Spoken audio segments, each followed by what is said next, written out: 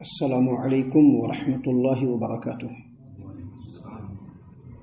اعوذ باللہ السمیع العلیم من الشیطان الرجیم من ہمزہ ونفخہ ونفثہ بسم اللہ الرحمن الرحیم ما اتخذ اللہ من ولد وما كان معه من الہ اذا لذهب كل الہ بما خلق لعلى بعضهم على بعض سبحان اللہ عما یصفون عالم الغیب والشہادۃ فتعالی عما یشرکون۔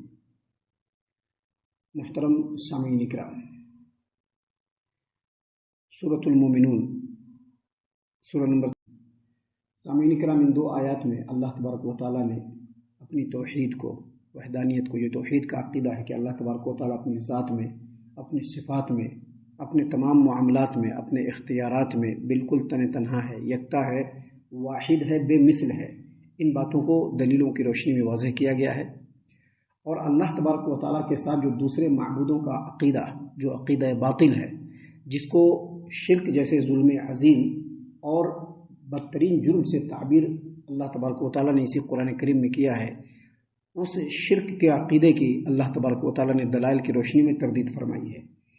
دیکھیے، سب سے پہلے اللہ تبارک و تعالیٰ نے کیا فرمایا؟ اللہ تبارک و تعالیٰ نے فرمایا ما اتخذ اللہ من ولد، اللہ تبارک و تعالیٰ نے کسی کو اولاد نہیں بنایا۔ اللہ تبارک و تعالیٰ نے کسی کو اولاد نہیں بنایا، جبکہ مشرکین مکہ اپنی دیویوں کو، لات کو، منات کو، عزا کو اللہ تبارک و تعالیٰ کی بیٹیاں قرار دیتے تھے۔ یہ مشرکین مکہ جن کے درمیان یہ آیات اللہ تبارک و تعالیٰ نازل فرما رہا ہے، ان مشرکین مکہ کا یہ عقیدہ تھا کہ جو ان کی دیویاں ہیں، لات جو ہے، منات جو ہے، عزا جو ہے، اور اس طرح کی جو دوسری دیویاں ہیں، یہ سارے کے سارے اللہ تبارک و تعالیٰ کی بیٹیاں ہیں۔ اصل میں یہ فرشتے ہیں اور یہ اللہ تبارک و تعالیٰ کی بیٹیاں ہیں۔ سامعین اکرام، عیسائیوں کا عقیدہ آپ کو معلوم ہے کہ وہ لوگ سیدنا عیسیٰ علیہ السلام کو اللہ کا بیٹا مانتے ہیں، اور اسی طرح سے یہودیوں کا یہ عقیدہ بالکل واضح ہے اور بالکل مشہور و معروف ہے کہ یہودی لوگ سیدنا عزیر علیہ السلام کو اللہ کا بیٹا مانتے ہیں۔ آپ اس سے بھی آگے بڑھیں گے تو دوسرے جو ممالک ہیں، انکلوڈنگ یہ انڈیا، یہ جو دوسرے ممالک ہیں، ان تمام ممالک میں ایسی دیومالائی کہانیاں اور ہسٹوری تیار کی گئی ہے، ایسی دیومالائی کہانیاں اور ہسٹری تیار کی گئی ہے کہ اللہ تبارک و تعالیٰ کا پورا نسل چلا دیا گیا ہے۔ یہ بیٹا ہے، یہ پوتا ہے، یہ فلاں ہے، یہ چلا ہے، یہ پوری نسل چلا دی گئی ہے۔ اللہ تبارک و تعالیٰ نے ان تمام باتوں کی تردید کرتے ہوئے یہاں پر فرمایا ہے کہ ما اتخذ اللہ من ولد، اللہ تبارک و تعالیٰ نے کسی کو اولاد نہیں بنایا۔ ابھی اس سے پہلے جو آیات آپ کے سامنے پڑھی گئی، جس کا ترجمہ اور جس کی تفسیر آپ کے سامنے پیش کی گئی، ان آیتوں کے اندر اللہ تبارک و تعالیٰ نے مشرکین مکہ کو ڈائریکٹ مخاطب کرتے ہوئے پوچھا کہ تم بتلاؤ کہ آسمانوں کا، زمین کا، پورے کائنات کا، تمام چیزوں کے اوپر جو ملکیت ہے وہ کس کی ہے؟ سب کی سب چیزیں کس کی غلام ہیں؟ تو مشرکین مکہ نے بیک زبان ہو کر کے کہا کہ اللہ تبارک و تعالیٰ۔ اب جب اللہ تبارک و تعالیٰ ہر ایک چیز کا مالک ہے، مختار ہے، ہر چیز اللہ تبارک و تعالیٰ کے انڈر کسٹڈی میں ہے، تو پھر اللہ تبارک و تعالیٰ کا بیٹا کیسے؟ اللہ تبارک و تعالیٰ کی بیٹی کیسے؟ ابھی جو بیٹا ہوتا ہے یا بیٹی ہوتی ہے، یہ غلام نہیں ہوتے ہیں، یہ باپ کا شریک ہوتے ہیں۔ بیٹا اور بیٹی غلام نہیں ہوتے ہیں بلکہ باپ کا شریک ہوتے ہیں۔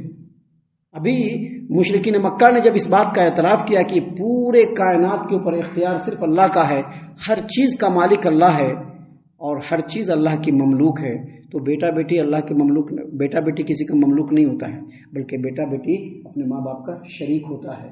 تو اللہ تبارک و تعالیٰ نے یہاں پر فرمایا کہ یا تو مشرکین مکہ کا جو اعتراف ہے وہ غلط ہے یا پھر یہ غلط ہے، اور یہ چیز غلط نہیں ہے کیونکہ مشرکین مکہ نے بھی اس کا اعتراف کیا۔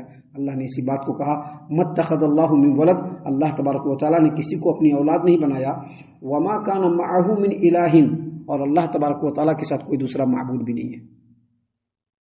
اللہ تبارک و تعالیٰ کے ساتھ کوئی دوسرا معبود بھی نہیں ہے۔ معبود کا مطلب یہ نہیں کہ جس کے لیے نماز پڑھا جائے، معبود ہر اس ذات کو کہتے ہیں جس کو انسان یہ عقیدہ رکھتے ہوئے پکارے کہ یہ جو ہے ہماری بگڑی بنا سکتے ہیں، ہمارا بیڑا پار کر سکتے ہیں، ہمارے مرادوں کو پوری کر سکتے ہیں، اگر ہم کچھ کہیں تو یہ اختیار رکھتے ہیں، ہر اس ہستی کو معبود کہتے ہیں۔ اللہ تبارک و تعالیٰ نے فرمایا کہ وما کان معه من الہ، اللہ تبارک و تعالیٰ کے ساتھ کوئی معبود بھی نہیں ہے، اذا لذهب كل الہ بما خلق، اگر اللہ کے علاوہ اس کائنات میں کوئی دوسرا معبود بھی ہوتا تو کیا ہوتا؟ سب اپنے اپنے مخلوق کو لے کر کے الگ ہو جاتا ہے۔ سب اپنے اپنے مخلوق کو لے کر کے الگ ہو جاتا ہے. دیکھتے ہیں نا دنیا میں سارے راجا نے اپنی اپنی باؤنڈری بنائی ہوئی ہے. یہ ہمارا ملک ہے، یہ ہمارا ملک ہے، یہ ہمارا ملک ہے، یہ ہماری پرجا ہے، یہ ہماری رعایا ہے، یہ ہماری جنتا ہے. کہتے ہیں کہ نہیں کہتے ہیں؟ یہ آج سے نہیں چلا رہا، جب سے ہے دنیا تب سے چلا رہا ہے. جہاں پر جو راجا رہا اس کی پرجا ہے وہ. اللہ تبارک و تعالیٰ نے یہاں پر دلیلوں کی روشنی میں، عقلی دلیل کی روشنی میں یہ بیان فرمایا کہ اگر اللہ تبارک و تعالیٰ کے علاوہ کوئی معبود اس روئے زمین پر ہوتا تو ہر ایک اپنے اپنے مخلوق کو لے کر کے الگ ہو جاتا. وَلَعَلَى بَعْضُهُمْ عَلَى بَعْضٍ، اور ایک دوسرے کے اوپر برتری حاصل کرنے کی بھی کوشش کرتا. ابھی سکندر راجا کا مسئلہ کیا تھا؟ سکندر راجا اس کا کیا مسئلہ تھا؟ پوری دنیا میں راج کرنا ہے. جتنے بھی دنیا کے راجا ہیں سب کو اپنے انڈر تھا اس کا. سکندر کا یہی تھا. اس کے علاوہ دنیا میں اور بھی بہت سارے راجا آئے ہیں، بہت سارے بادشاہان آئے ہیں جن کا موٹو یہی تھا، جن کا مقصد یہی تھا کہ ہم اپنی پوری طاقت کے ساتھ دنیا میں اس طرح سے آگے بڑھیں گے کہ پوری دنیا پر ہمارا قبضہ ہونا چاہیے اور ہر چیز ہمارے انڈر میں ہونا چاہیے. ایسا ہوا؟ نہیں ہوا ایسا. سب ایک دوسرے سے لڑتے رہے، سب ایک دوسرے پر برتری حاصل کرنے کی کوشش کرتے رہے. انگریزوں کا بھی یہی تھا. یورپین کنٹریز کے جو انگلینڈ کے جو انگریز تھے اس کا کیا موٹو تھا؟ پوری دنیا پر قبضہ کرنا ہے. لیکن وہ پورا نہیں ہوا. ہر ایک دوسرے سے ہمیشہ جنگ کرتے رہے، لڑتے رہے. اللہ نے اسی بات کو بیان کیا کہ جس طرح سے اللہ تبارک و تعالیٰ صاحب اختیار ہے اور اللہ تبارک و تعالیٰ کو پورے کائنات پر اقتدار ہے. تم لوگ جو کہتے ہو کہ اللہ کے علاوہ کوئی دوسرے معبود بھی ہیں تو اس کا مطلب ہے کہ اس کے پاس بھی اختیار ہونا چاہیے تھا. اس کے پاس بھی اختیار ہونا چاہیے تھا. اور جب اس کے پاس اختیار ہوتا تو اس کی جو مخلوق ہوتی وہ اپنے مخلوق کو لے کر کے الگ ہو جاتا اور ڈیوائڈ کرتا کہ نہیں یہ میرے مخلوق ہے. اور پھر وہیں پر بس نہیں ہوتا، پھر وہاں سے آگے بڑھ کے ہر ایک معبود ایک دوسرے پر برتری حاصل کرنے کے لیے جنگ کرتا، جس کا نتیجہ کیا نکلتا؟ نتیجہ یہ نکلتا کہ پورے کائنات کا نظام درہم برہم ہو جاتا. لیکن کائنات کے نظام کے اندر ایک وریثی بھی ہے اور ہمیشگی بھی ہے. کنٹینیو کائنات کا نظام اچھا چل رہا ہے نا، کبھی کوئی بگاڑا ہے؟ نہیں بگاڑا ہے. کائنات کا نظام کنٹینیو چل رہا ہے، استقلال کے ساتھ چل رہا ہے، ہمیشہ چل رہا ہے اور پورے ایکوریسی کے ساتھ چل رہا ہے کہ دن جب جتنا بڑا ہونا چاہیے اتنا ہی بڑا ہوتا ہے، رات جب جتنی چھوٹی ہونی چاہیے اتنی ہی چھوٹی ہوتی ہے، سورج کو جس وقت نکلنا چاہیے اسی وقت نکلتا ہے، تارے آسمان میں جس وقت دکھنا چاہیے اسی وقت دکھتا ہے. برسات کے موسم میں ہی برسات ہو رہا ہے کہ نہیں ہو رہا ہے، سردی کے موسم میں سردی ہو رہا ہے. یہ جو کائنات کے اندر جو ایکوریسی ہے اور جو استقلال ہے یہ اس بات کے اوپر دلیل ہے کہ اللہ کے علاوہ کوئی بھی اس روئے زمین پر معبود نہیں ہے. اللہ تبارک و تعالیٰ نے دلائل کی روشنی میں اس بات کو بیان کرتے ہوئے آخر میں کہا سبحان اللہ عما یصفون. یہ جو ایک اللہ کے علاوہ دوسرے معبودوں کا جو چلن اور ٹرینڈ یہ لوگ چلا رہے ہیں یہ بالکل بےہودہ بات ہے اور اللہ تبارک و تعالیٰ ان بےہودہ باتوں اور باطل نظریات سے بالکل پاک صاف ہے. ان باتوں کو بیان کرنے کے بعد اللہ نے پھر آگے کہا کہ اللہ نے اس قرآن کریم میں ایک جگہ پہ نہیں بے شمار جگہ پر کہا کہ صرف ایک اللہ ہے، صرف ایک اللہ ہے، اللہ کے علاوہ کوئی معبود نہیں. اللہ نے ایک جگہ پہ نہیں کہا ہے، بے شمار جگہ پر کہا ہے. اللہ نے فرمایا عالم الغیب والشہادہ، اللہ تبارک و تعالی جو چیز موجود ہے صرف اسی کو نہیں جان رہا ہے، جو علم معلوم ہے صرف اس کو نہیں جان رہا ہے، جو چیز موجود نہیں ہے اللہ اس کو بھی جان رہا ہے کہ نہیں جان رہا ہے، جو علم نامعلوم ہے اللہ اس کو بھی جان رہا ہے.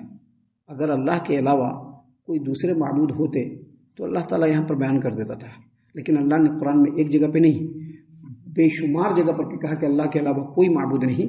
اللہ نے فرمایا عالم الغیب والشہادہ، اللہ سب پوشیدہ اور ظاہر باتوں کا جاننے والا ہے. فتعالی عما یشرکون، یہ جو شرک ٹھہراتے ہیں لوگ اللہ کے ساتھ، اللہ تبارک و تعالیٰ کی ذات گرامی اس سے بہت بلند ہے. لہٰذا انسانوں کو چاہیے کہ ایک اللہ کے ماننے کا عقیدہ جس کو توحید کہتے ہیں اس توحید کو اپنی زندگی میں لے آئے، اس کی دنیا اور آخرت دونوں کامیاب ہو جائے گی. ہم اللہ سے دعا کرتے ہیں کہ اللہ تعالی ہم تمام کو ان باتوں کے اوپر خوب غور و فکر اور تدبر کرنے کے ساتھ ساتھ ان باتوں پر عمل کرنے کی بھی توفیق عنایت فرمائے. آمین. اللہ تعالی ہم تمام کو صحیح معنوں میں پکا سچا مومن مسلمان بنائے، اللہ اور اس کے رسول صلی اللہ علیہ وسلم کی اطاعت و فرما برداری کرنے والا بنائے، صحابہ کرام رضی اللہ عنہم کے طریقے پر چلنے والا بنائے، جنت الفردوس میں جگہ عطا فرمائے. اے اللہ ہم تمام کو جہنم سے پناہ دے، اے رب العالمین ہم تمام کو جہنم سے پناہ دے، اے مالک الملک ہم تمام کو جہنم سے پناہ دے. آمین یا رب العالمین. وما علینا الا البلاغ المبین.